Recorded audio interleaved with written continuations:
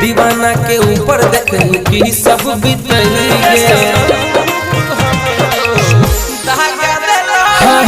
प्रीत के रीत कोई नहीं आप बुझेगे दीवाना के ऊपर देखू कि सब बीतगे सपना टूटल हमर शीशा बन के चल जब दोसर के डोली में चढ़ के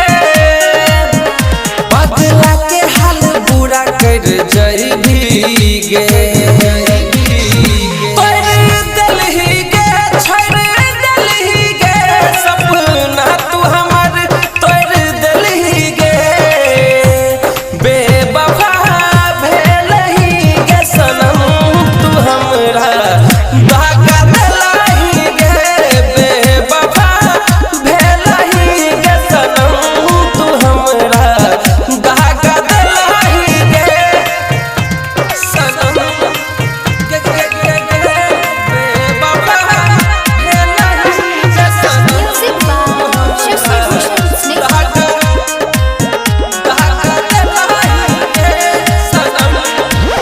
धीरज आ जाए टेंशन में रहे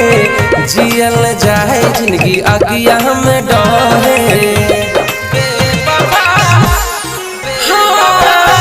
धीरज आ जाए टेंशन में रहे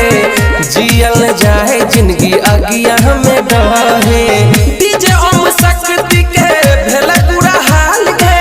नित सरसरपुरिया के छही फिलहाल के गंगेश के मारैले जहर पिए लही गे छोड़ दलही गे तोड़ दलही गे दिल के तू हमर तोड़ दलही गे बेवफा भेलही गे सनम तू हमरा दगा देलही गे बेवफा भेलही गे सनम तू हमरा presented by SMS Dhamal.